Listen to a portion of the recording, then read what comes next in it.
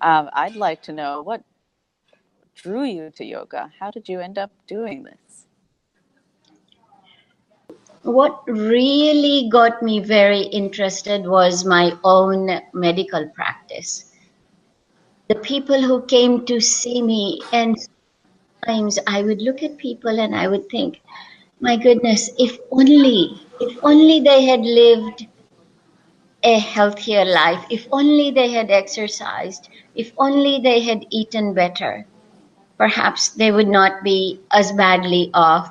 And then having gotten there and thinking, can these people actually, if they start to live a healthier life, can they make a difference? Can they get back in control of where life is taking them? And that is when I really became interested in yoga. So, Dr. Verma, you're a family physician. So you also see people who are not well.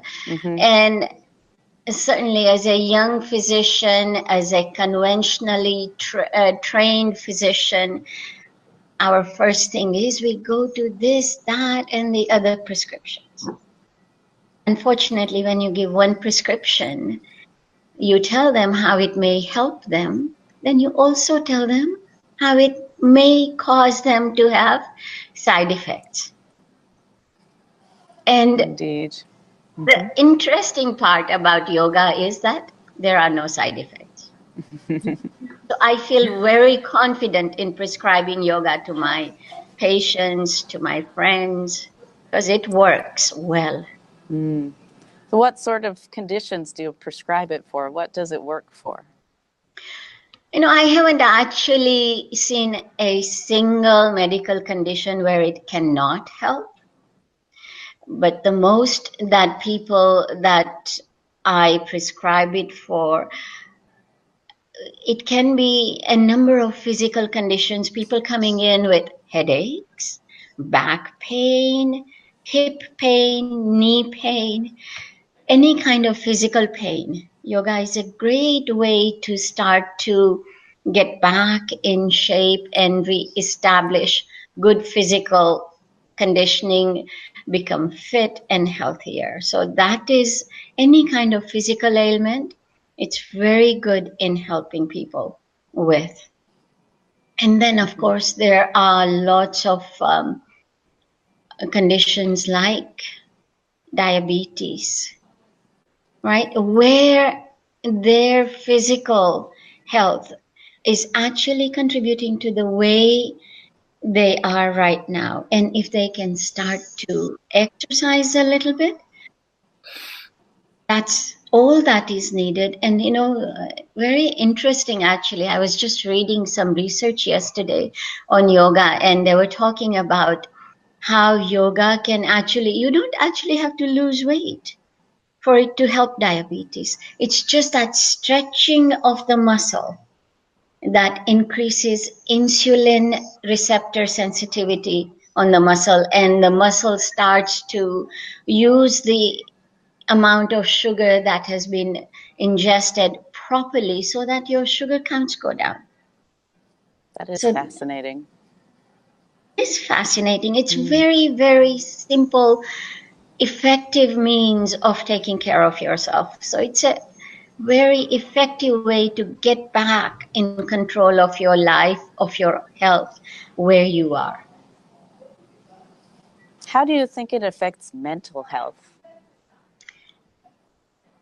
Well, mentally, and this is where yoga has been used the most. Anxiety, depression, stress-related conditions. This is where yoga helps a great deal, because the way the Western society understands yoga is asanas, physical. But that is not all yoga. In fact, if you read any yoga philosophy, or you read any yoga scriptures, they talk very little about what you do on the mat. In fact, yoga philosophy is aimed at taking care of the mind.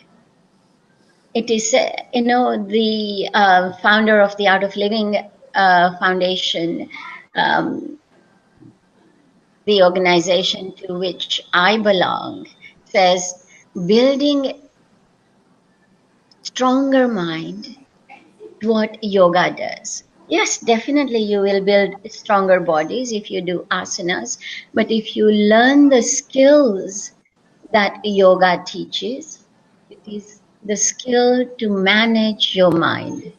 We do all kinds of things in our lives. We all have financial management, and we all manage our careers, our futures in many ways. So we go and see many counselors, but not too many of us think about managing the mind. And yet, you know what gets us in most trouble?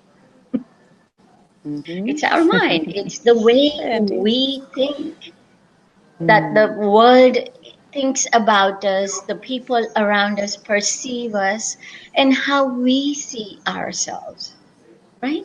So, yoga is a beautiful tool. It teaches you how to manage your mind, how to find that balance in your life so that you can be happy, healthy, and yet effective and efficient, and still have a smile on your face at the end of the day. Fascinating. So Laura says they've just started a yoga group. She lives in Brooklyn, and also a sit yoga group. So that's wonderful. Really applaud you for that. Um, so one of the things that people always say is, I'm so busy, I don't have time for yoga. Mhm. So how do you fit it in? How do I fit it in? So, look, anytime you want to make a change in your life, it takes a little bit of effort and a little bit of time management, right? You start with that effort, and you say, for the next 30, 40 days, this half hour of a day, I am going to do my yoga practice. And then you look at yourself in those 30 days and just watch how the days go. And then on the 31st day, you say, okay, I'm not going to do my yoga practice. I'm going to just take it easy, and don't do it for 3, 4, 5 days and see what happens. You will be running back to your mat, because what you will have found is that taking that half hour for yourself, now your day has become much more effective, much more efficient, much more enjoyable. And so you will want to do your practice. Hmm? So that's what yoga does for you. It teaches you not just skills on the mat, not just balance on the mat. Okay, so Westerners understand yoga as asanas or physical postures. So let's just talk about it. The propounder of yoga philosophy says how to do an asana. Be still and comfortable. This is how you do an enjoyable asana. Can you be still if you are not balanced? Say you are standing and you are putting more weight on one side of the body than the other. How long can you stand for without getting the other part complaining? Not too long. Definitely That not is too not long. going to be comfortable, because then you'll find what you're doing. You're going to be shifting your weight. Yes? So that is not comfortable. But if you're putting equal weight on both feet, on both legs, both hips, you're balanced, and you can stand there for quite some time like that, right? So when you take that principle from the mat, you can take it to your everyday life. Can you be comfortable if you are not balanced in your outside life? Whatever it is you do. possible. right?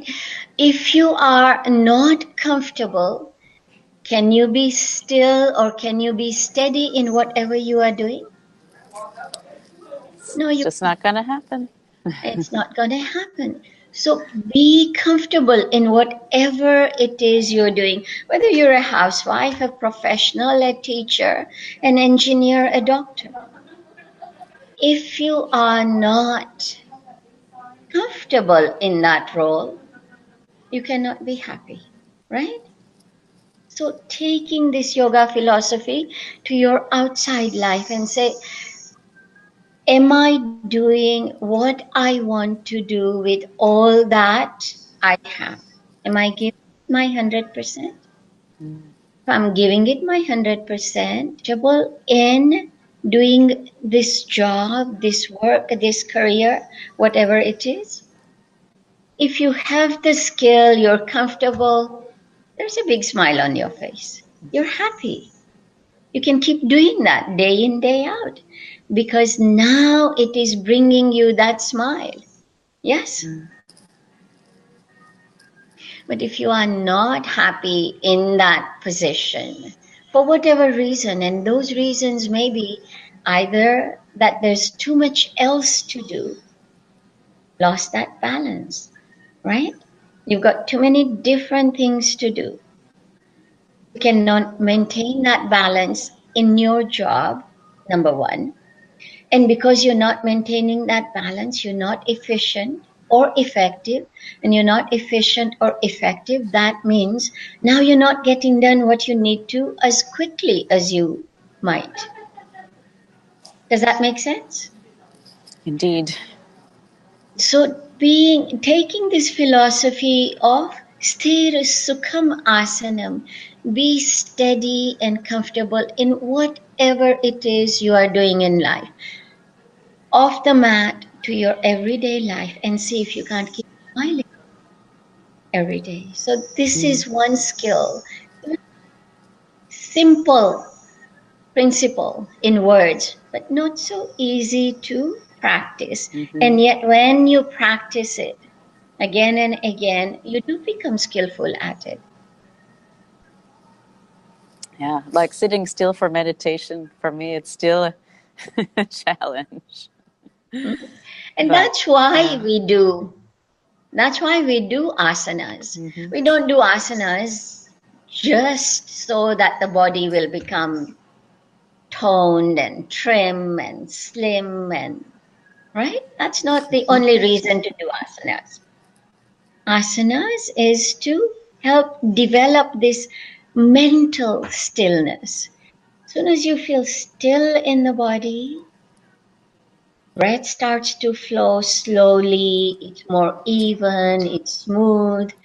And soon as that happens, that asana practice itself becomes meditative. Yes? Mm. Hmm? So that is sthir sukham asana. When you start to feel that level of comfort and you start to enjoy that asana, the mind becomes quiet, thoughts become quiet, emotions are not rising and racing so fast. That is sthir sukham asana. Hmm? Mm. You know, one of the fascinating pieces of research that I read recently was with meditation, how it actually changes the brain. Now, I'm a neurologist, so I love brains, and that's what I'm interested in.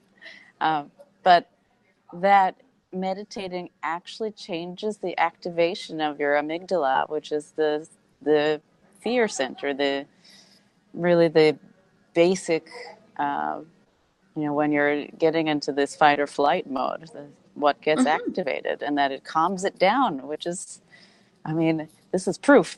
This is proof that Yes, and meditation it's works. yeah, it works. It absolutely works. And it not just calms it down Mm. in that instant, it builds capacity for you to handle stress on a day to day life. So, let me tell you a really neat research I read about yesterday. Mm. So, this is at University of Utah that they had three groups of people. they had 15 or 16 people who do yoga practice on a regular basis. And then they had similar number of people who have problems with fibromyalgia. So you all understand that fibromyalgia, these are people who do get stressed easily, and it is felt that their physical condition is a reaction to stress. So they have a lot of pain all over their body. So there was a group of people like that. And then they had a similar number of healthy volunteers. And you know what they did? They pressed their thumbnail with a certain amount of pressure, and they measured how much pressure they were putting on their thumbnail. And they measured their physical reaction to pain. Oh my God, that hurts.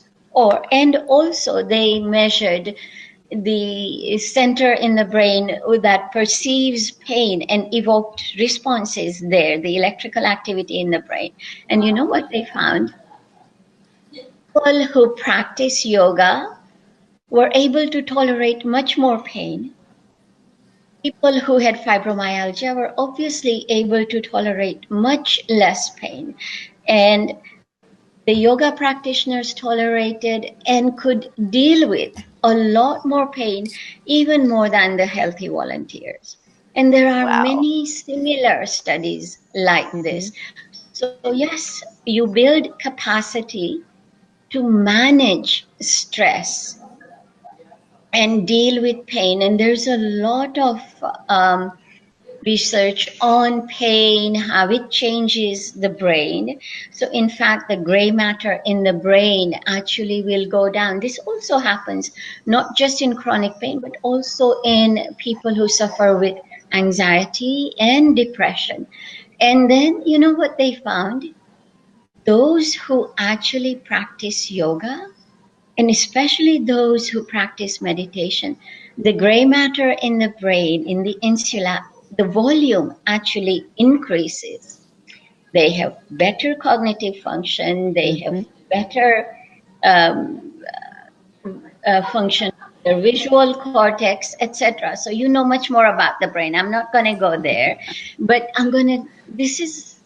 this is actually proven that yoga practitioners actually do better terms of managing stress, in dealing with depression, in handling pain, and it builds capacity.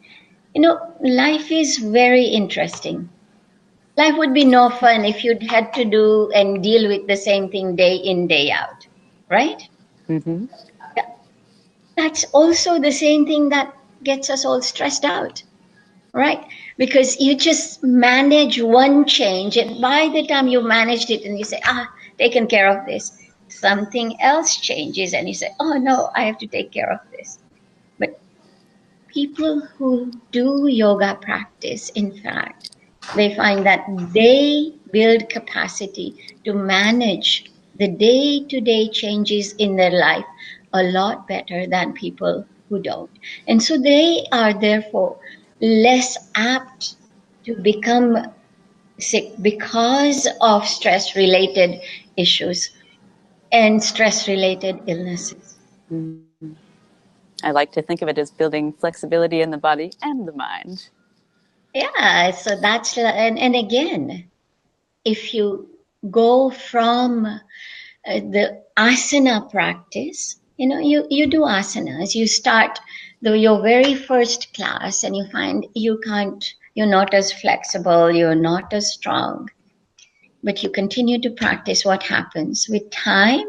You improve your flexibility, you improve your strength. And this happens at a physiologic level, right?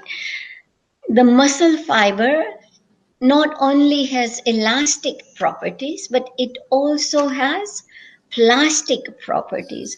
So as you continue to stretch, what happens? Those muscles that are being stretched, being held for a period of time in that stretch, they develop this elasticity, and now they maintain that elasticity, which is what we call plasticity. And now these muscle groups can do a lot better in different asanas, not just the same posture.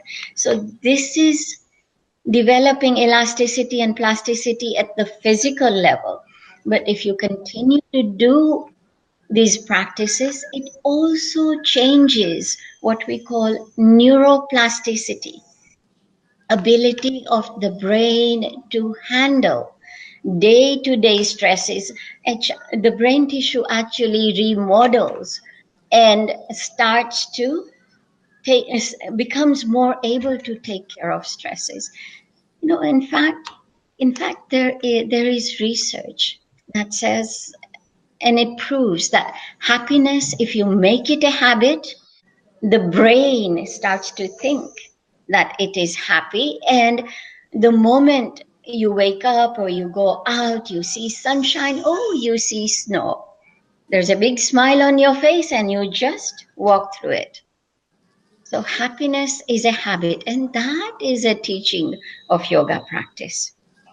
Making happiness a habit in your life. So just bringing back that balance and seeing that, yeah, good things happen, bad things happen, but I can walk through it. I can take care of this, and everything will be fine. It will be. Dr. Verma, thank you so much for sharing all this with us. Now, let's say that I am really interested in learning more. What opportunities are there for me? Well, come take our workshop. You're having a workshop in Brewer. Come and spend some time with us. I think you can give the details, Rupal, whatever they are. Yeah. And you can send them to people. Yeah, sure. Yeah, they're February 10th and 11th in Brewer at the Omeland Studio. You can come for one day, but I think that you'll find the benefits you'll reap will be biggest if you come for both days, and we look forward to seeing you there. Okay, and send out a link again. Yeah. Mm-hmm. Okay, so that is one thing. And then, be kind to yourself. Once you come, you learn something. We human beings, we are creatures of habit. But to build a new habit takes a little bit of effort. So once you have learned something, then keep practicing it again and again and again. And as you practice this again and again, at the physical as well as at the brain level. So at the physical level, you develop the strength, you develop the flexibility. At the brain level, you develop this neuroplasticity. And you want to do that because let me tell you, that yoga not just changes you the way you are now. It not just helps you handle stress, whether it's physical, emotional, mental, but also it builds your capacity to handle cold flus, infections. It improves your immunity. Not just that, it doesn't just help you while you are doing this, but it actually has an effect at the genomic level, at your DNA level.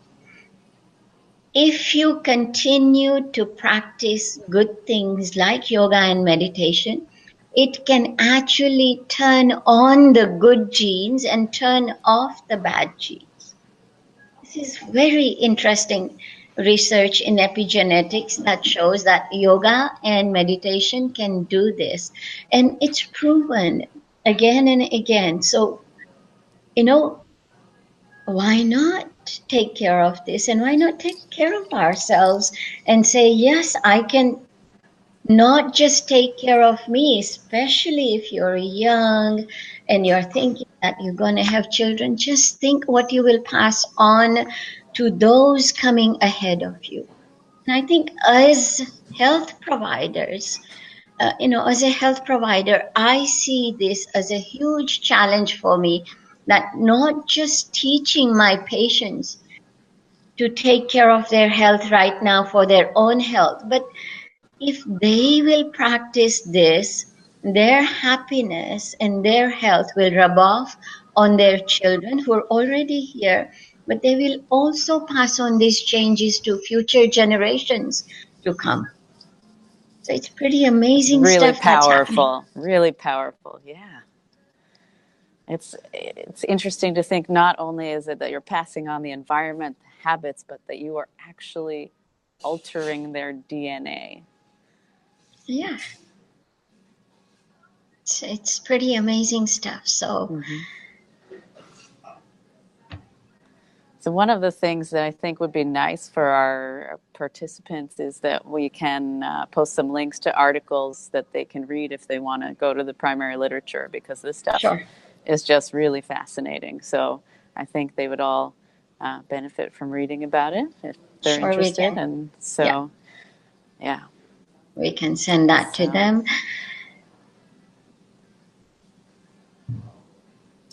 Stephanie, did you have any additional questions? Well, I shared the link to your event in Brewer, Dr. Verma. I'm very excited for it. My husband and I are both going. He wants to go because he sits at a desk a lot or stands, and he skis. So both his knees and his neck hurt. So when we read the description, he was like, "Oh, I really need to go to that." Excellent. Yes. It's very interesting when I talk about yoga to my patients, and they shy away because they think that they have to be flexible, they have to be at a certain level of fitness, they maybe should be young. The very beautiful thing about yoga is that everyone at any age with any ability can practice, and wherever they start is the right time, right place for them. Begin with what you have, and you will see you will develop that strength, the flexibility, and improvement in your health and happiness. Very cool. Yeah. Yeah. If you have a body and a mind, you can That's do it. yoga. You That's it. you They don't are even have to eligible work to that do well. yoga. It's true. There. Yeah. So I also encourage all of my patients to do yoga. I mean, for Parkinson's, it's excellent for balance, for flexibility, and that has been definitely studied as well as one of the things that we really think is beneficial.